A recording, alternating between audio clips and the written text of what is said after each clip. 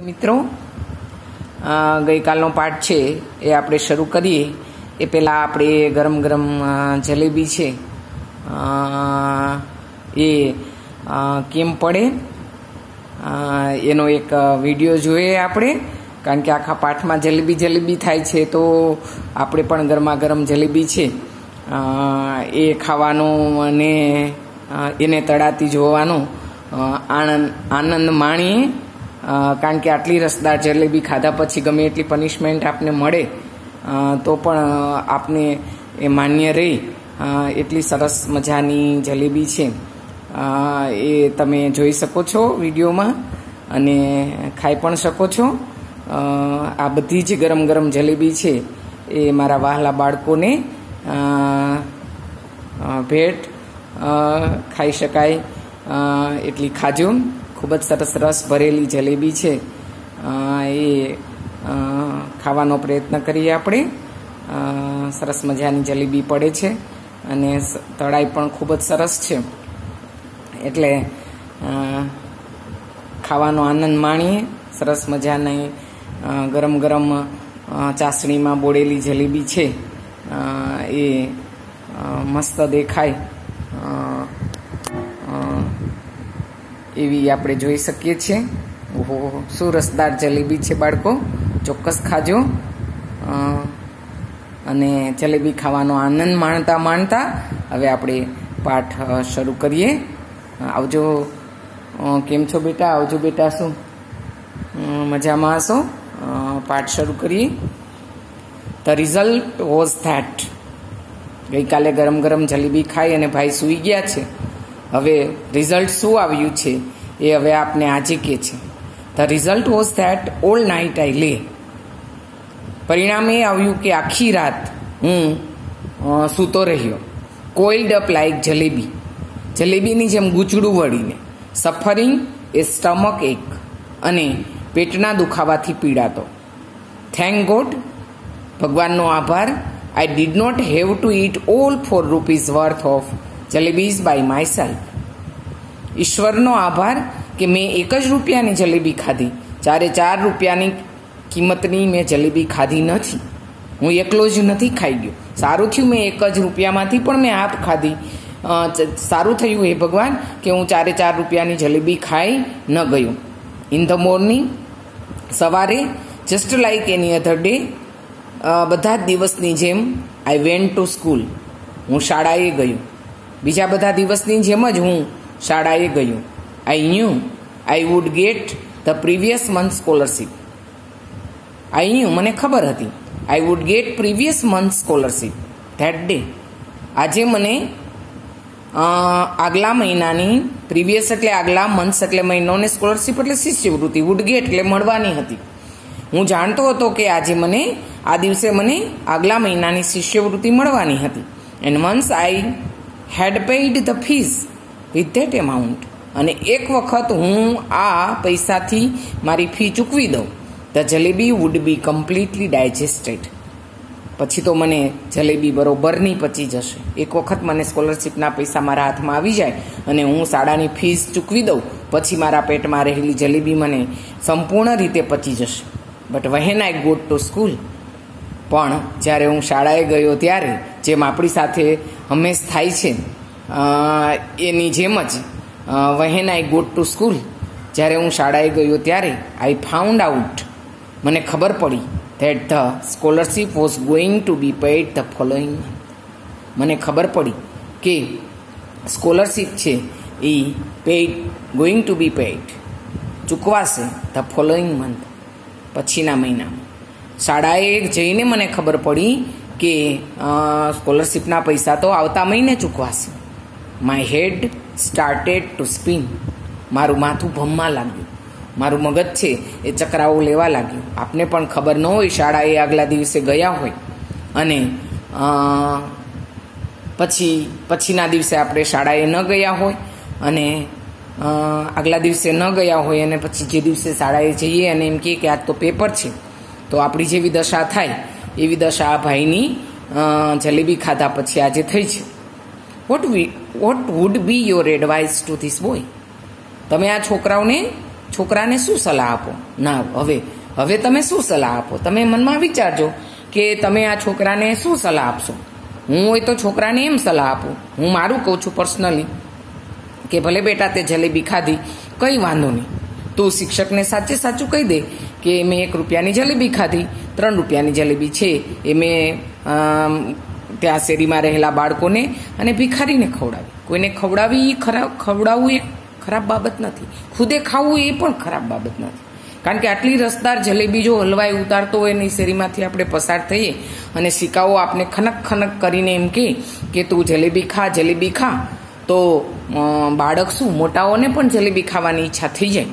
અને રવિવારનો તો દિવસ એવો ઉગે દર રવિવારનો કે ઉતાવળ જલેબી યાદ આવે ગાંઠિયા સાથે આપને પણ. અને સરસ ગરમ ગરમ જલેબી છે એ પોપ ઇન્ટુ અવર માઉથ, આપણા મોઢામાં જાય અને આપણી રવિવારની રજા સુધરે એમ બાળક પણ ખાઈ શકે. શું કામ ન ખાઈ શકે? બાળક ચોક્કસ ખાઈ શકે બાળક, અને ખાવું જ જોઈએ. અને હું તો એવી જ સલાહ આપું કે બેટા ભલે તે જલેબી ખાધી, બરાબર, તારા ફીસના પૈસા છે એ જો શક્ય હોય તો આવતા મહિને આપજે, જો શક્ય ન હોય તો વાલી પાસેથી લઈ લેવાના અને વાલીને કહી દેવાનું કે કંઈ વાંધો નહીં, જલેબી જ ખાધી છે ને, કંઈ ગુનો તો કર્યો નથી. એટલે જ તમારા ડબ્બામાં જે વસ્તુ દર વખતે પીરિયડ્સમાં પડ્યું હોય એટલા માટે જ હું તમને કહું છું કે પહેલાં તમે તમારા ડબ્બો ખોલી અને તમને જે ખાવાની ઈચ્છા થાય તમે ખાઈ લો. પછી આવું ચોરી છુપી ખાવું પડે અને બિચારા બાળકોની દશા દયનીય થાય, એના કરતાં બેટર વે છે કે ખાઈ લેવું. માસ્ટર ગુલામ મોહમ્મદે જાહેર કર્યું that the fees would be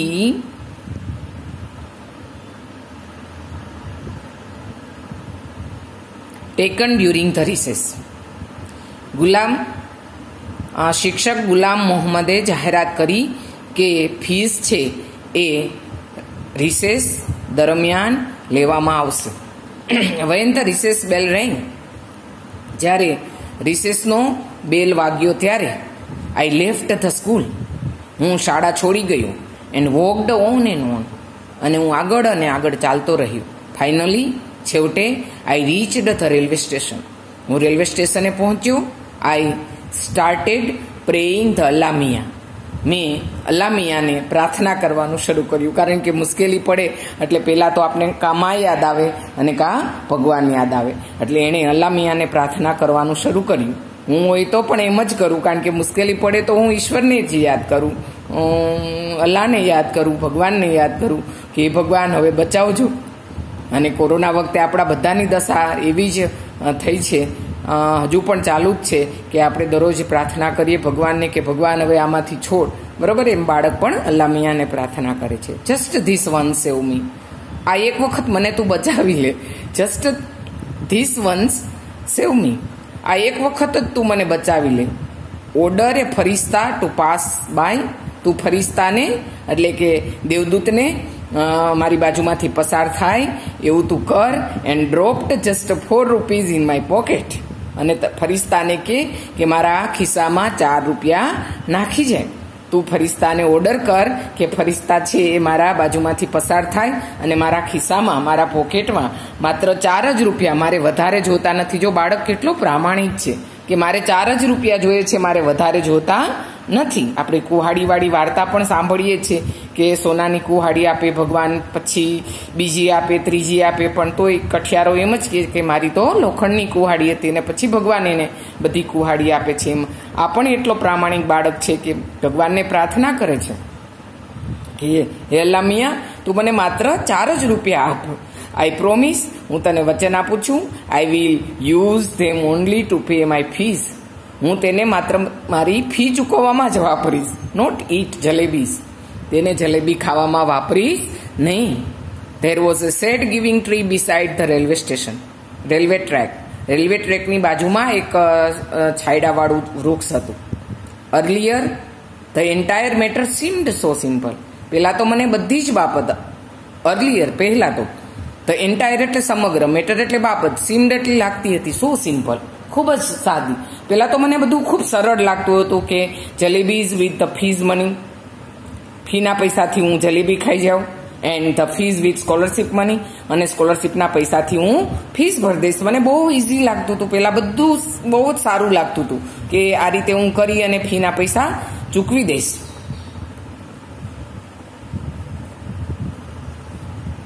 I had known that I would get scholarship the next day. I had known that I would get the scholarship the next month. જો મને ખબર હોત કે સ્કોલરશીપના પૈસા મને આવતા મહિના મળવાના છે તો I would have postponed my jalebi eating program. તો હું મારો જલેબી ખાવાનો પ્રોગ્રામ છે એ બંધ રાખત to the next month as well. બીજો મહિનો આવે ત્યાં સુધી હું મારી જલેબી ખાવાની ઈચ્છા છે એ બિલકુલ બંધ રાખીશ. ના બેટા, ભલે ખાઈ લીધી, કશોય વાંધો નહીં. Now for the crime of eating a few jalebis for the first time in my life. હવે થોડીક જલેબી ખાવાના ગુનાથી ફોર ધ ફર્સ્ટ ટાઈમ, પહેલી જ વખત મારી જિંદગીમાં, I was absent from school, હું શાળામાં ગેરહાજર રહ્યો. Sitting there under the tree, તે ઝાડ નીચે બેસીને, at the first I felt like crying, પહેલાં તો મને ખૂબ જ રડવું આવે એવું થતું હતું. ધેન આઈ ફેલ્ટ લાઈક લાફિંગ, પછી મને હસવાનું શરૂ થયું. When it struck suddenly become clear, મને એકાએક મારા મગજમાં સ્પષ્ટ થયું that the tears I was shading, હું જે આંસુડા પાડતો હતો, વેર નોટ ટીયર્સ, તે આંસુડા નહોતા, but drops of jalebi syrup, પણ જલેબી સિરપના જલેબીનો રસ હતો એના ટીપા હતા.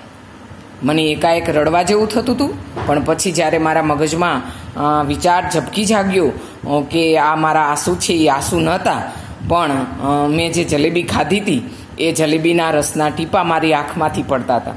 I got up from there, હું ત્યાંથી ચાલતો થયો, ત્યાંથી ઊભો થયો. And walked to the bazaar, હું બજારમાં ગયો. And waited for the school bell to ring, અને શાળાનો બેલ વાગે તેની રાહ જોતો હતો. સો ધેટ, જેથી કરીને when the children came out, જ્યારે બાળકો શાળામાંથી બહાર નીકળે ત્યારે I too would walk home with them, હું પણ તેની સાથે ચાલીને ઘરે જાઉં. એઝ ઇફ, જાણે કે આઈ હેડ કમ સ્ટ્રેટ ફ્રોમ સ્કૂલ, જાણે કે હું શાળામાંથી સીધો ઘરે જાઉં છું, એટલો ડાયો ડમરો થઈ અને હું બાળકો સાથે ઘરે જાઉં. The next day I did the same things, બીજા દિવસે પણ મેં આમ જ કર્યું. આઈ ગોટ ડ્રેસ્ડ, હું તૈયાર થયો. લેફ્ટ હોમ, અને ઘર છોડ્યું. Went up to the school gate, સ્કૂલના ગેટ સુધી ગયો.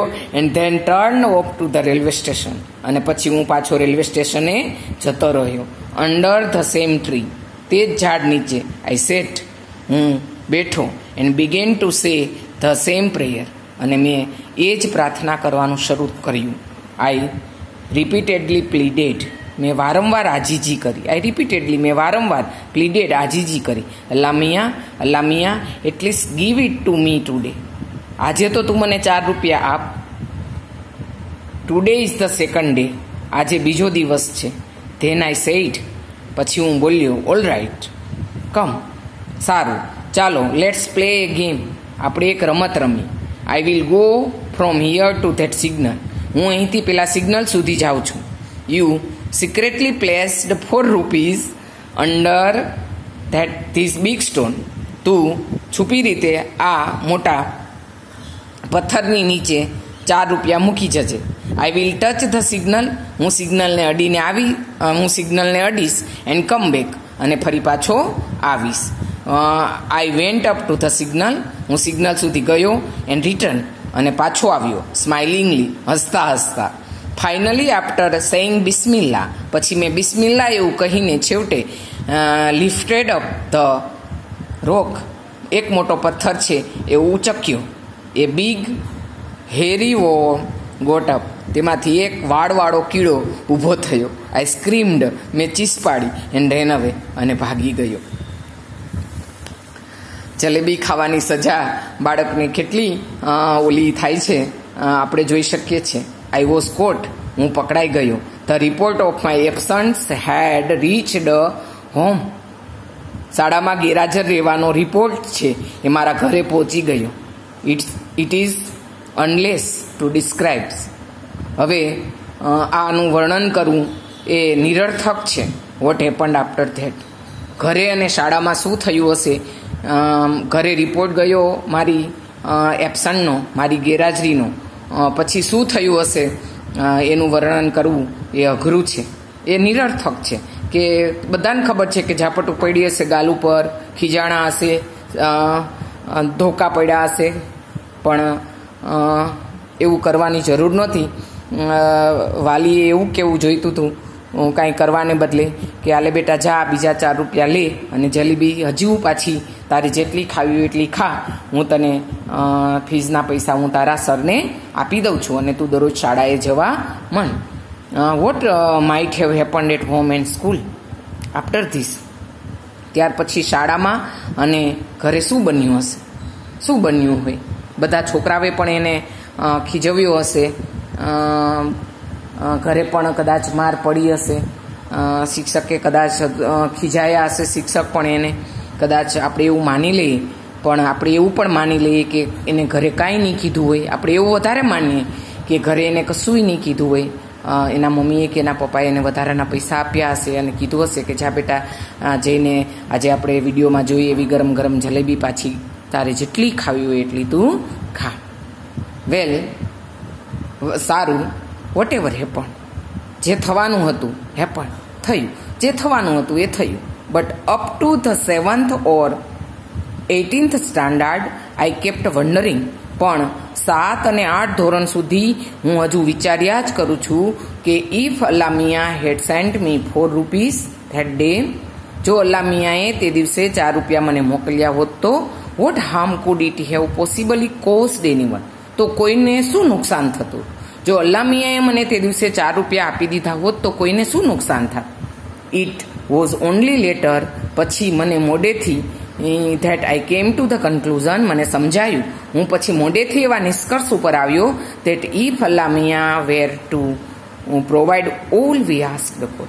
જો અલ્લા મિયા આપણે જે કંઈ માંગીએ છીએ એ આપણે આપીએ જ કરે, ધેન ઇવન ટુડે, આજે પણ man would be living in nest, તો આજે માણસ છે એ માળામાં રહેતો હોત, લાઈક ક્રોઝ, કાગડાની છે.